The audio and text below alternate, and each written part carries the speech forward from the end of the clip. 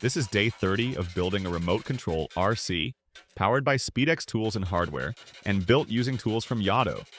Today we file and sand the body and prep for painting. Follow RC Super Builds to see the entire build.